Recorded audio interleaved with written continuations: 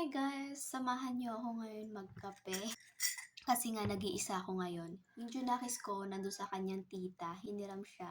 Tapos kasama niya yung kanyang ama. So, solo flight tayo for today's video. Share ko lang sa inyo guys, na-excite kasi ako sa bago kong trabaho. Like, unexpected moment na, oh, another journey na naman sa isang work. Kasi before, sobrang saya ko sa dati kong work as a service crew. Ako ay assigned dun sa GRC or dining. Kasi pag sinabi kasing GRC, yun yung mga kinokontrol mo yung dami ng tao. Hindi naman kakasya lahat ng customer doon sa mga table, syempre, na nasa loob ng isang fast food.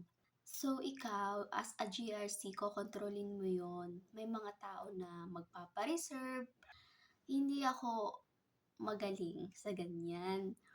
Actually, ang nakaka-proud sa sarili ko, kaya kong pakalmahin yung mga taong maiinit yung ulo. Siyempre, pag service crew ka, especially pag dining ka, ikaw yung haharap sa customer. Ikaw lahat ang tatawagin ng customer kung ano man yung gusto nilang ipagawa sa'yo. Like, yung may follow-up na na orders. Grabe guys, kung hindi nyo carry yung mga taong makakasalamuha nyo, matatawa talaga kayo guys. Ako as a service crew, hindi talaga ako nahirapan.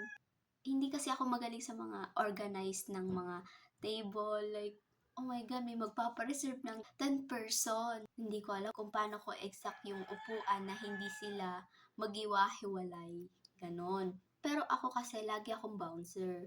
Yung naghaharang ng mga tao para lang hindi masyado crowded, yung parang hindi masyado masikip yung daan, yung wala na as in madadaanan. Yun ang ibig ko sabihin. Kaya, kung willing kayo mag-service crew, go ahead.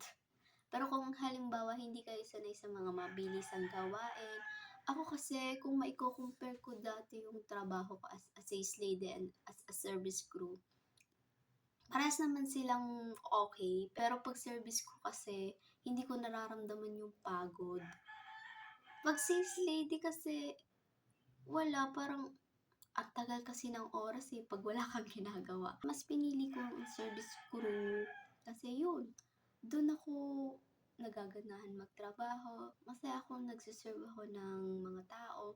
Nadadala ko sa pakiusap yung mga customer, especially pag sobrang gutom na at sobrang tagal na ng kanilang orders. Ako nga actually guys, naka-encounter ako na 2 hours yung order sa sobrang daming tao. Kasi yung araw na yun, fixed season yun guys.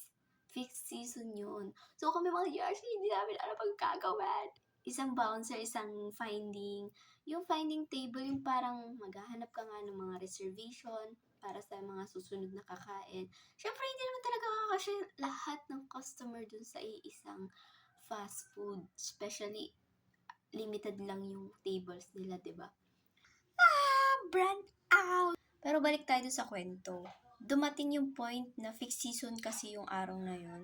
Sobrang daming tao, as in hindi namin alam ang gagawin as a GRC, as a finder, as a bouncer. Nagtulong-tulong na kami. May times na bouncer talaga ako. Ako yung humaharap sa mga complaint ng mga customer.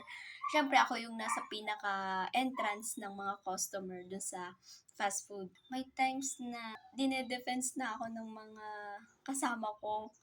Pinagtatanggol na nila ako. Iba't ibang attitude kasi ma-encounter nyo once na nag-crew kayo at dapat dun kayo handa. Yun lang.